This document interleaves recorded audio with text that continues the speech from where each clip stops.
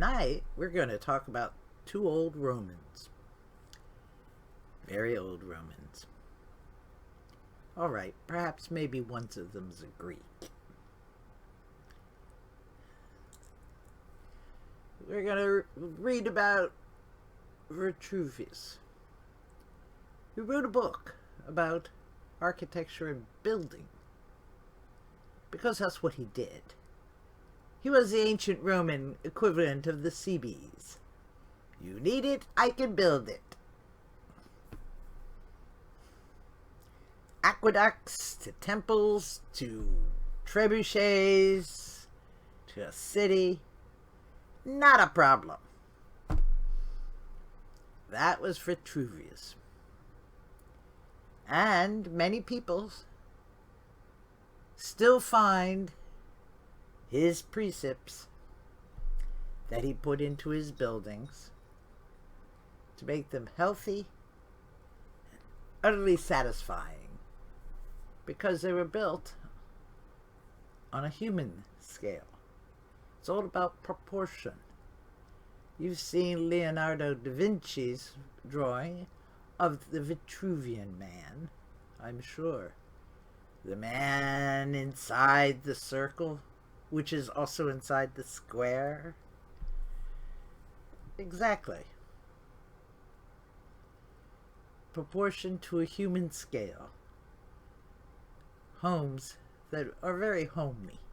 You feel happy, contented, restful. They seem so right.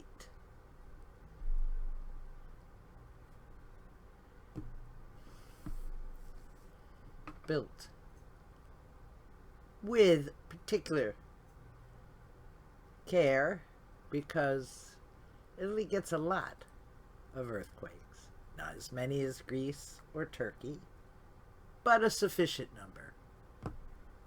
You can't have Vesuvius or an Etna without having some tremors. You just can't do it. So, I was reading Vitruvius, and yes, it does get, even in translation, you have to take 1/8, take 1/2, and then your pillars have to be, this proportion. 2 bases is for this, a base and a half for that. Or if your columns are 12 foot high, you can only have them 2.5 diameters apart, depending on what type of temple you're building. So on and so forth. It all has to be proportionate. And you have to use certain stone for certain applications, certain wood for certain applications. How to do it. So you only have to do it once, so that it stays, so that it has strength. The Vitruvian triad: strength, purpose, and beauty.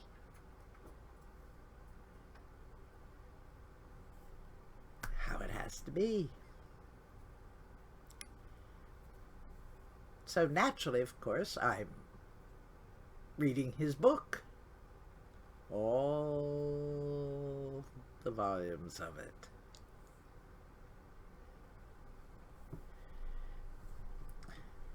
The first book one is all about the education that an architect needs.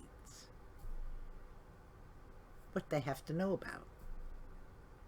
And then 2, 3, 4 goes on to talk about cities. Where do you put a city? How do you build a city? How do you design a city? What surveying you need done, and so forth. How you have to build it according to what you have available, where you're at. Because, of course, the Romans are the world's first bean counting accountants. They don't want to spend too much. But when you have to build aqueducts and roads and cities and so on, yeah, you're going to have a guy who knows how to do it. So yes, a lot of people in the army of Rome had nothing to do except build everything they needed. Temples, buildings, amphitheaters, circuses, whatever, ports. And it's in the book somewhere. They tell you how to build it according to this system, according to that system, and so on. Even encompasses what they learned from the Greeks about building. It's a pretty comprehensive book series that Vitruvius wrote. He doesn't quite go into it, step by step, and somehow the pictures never get next to the paragraphs where he describes things. But with careful editing and flipping back and forth, you can find what he's talking about. The system of building walls.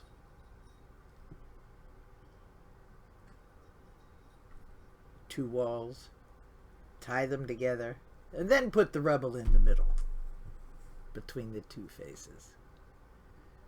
Just be careful doing it. It's the cement. That's right, the Romans invented cement. Good stuff. Turns out it's very useful too. Now, the second book I was looking at, too, philosophy, was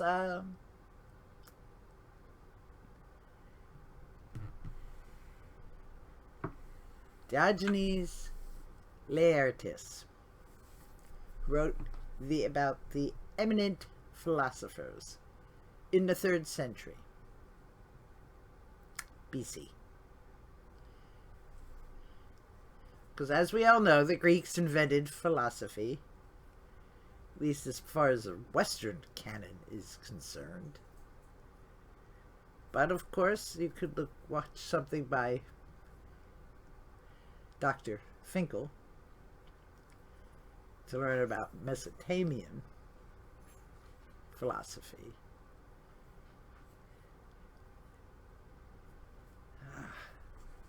It's good stuff, philosophy. But Book 10 is specifically about Epicurus, which is, back in the day, was the philosophy to have. And for many people, it still is, because it's a philosophy for adults. Rational thinking adults.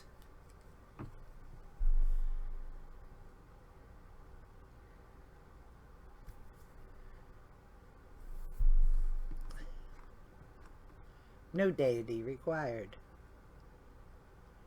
No micromanaging. No nonsense about, oh, you might upset someone. Oh, dearie me.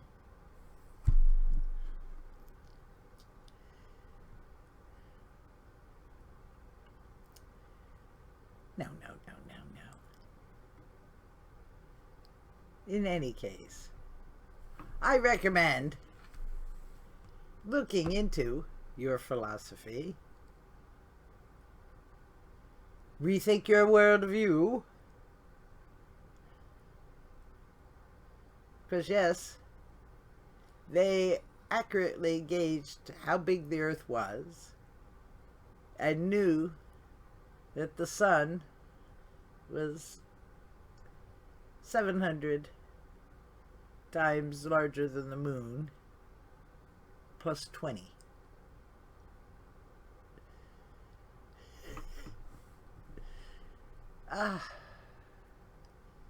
And they did it without a telescope. Just mathematics. Mathematics.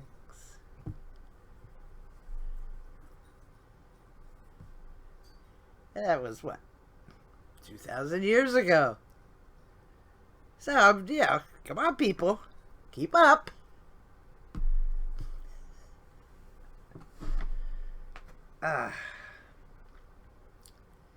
So anyway, if you have some gaps in the back of your knowledge, it's probably already been done. For building, Vitruvius. For philosophy, Diogenes Laertis.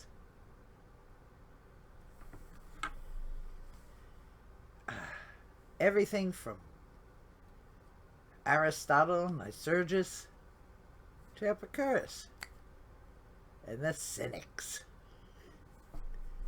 and the Stoics, Marcus Aurelius. Well,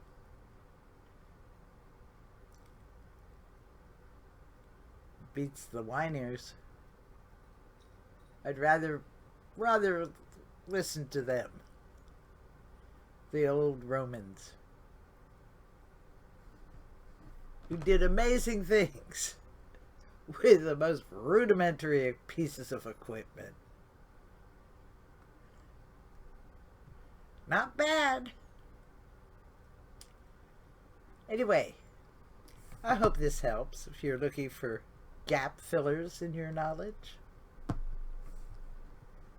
And not too much in the way of entertainment, because I have to admit, neither Diogenes or Vitruvius had an ounce of humor in them. Just too busy getting on with their job. So, thank you for watching. Still, it's also amazing sometimes what they actually believed. Stone didn't work.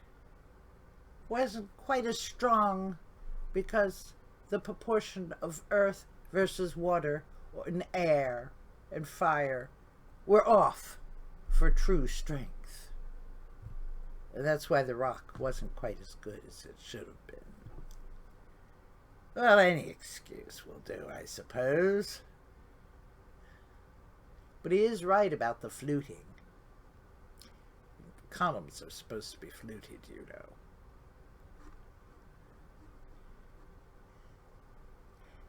Thank you for listening, and please do come again.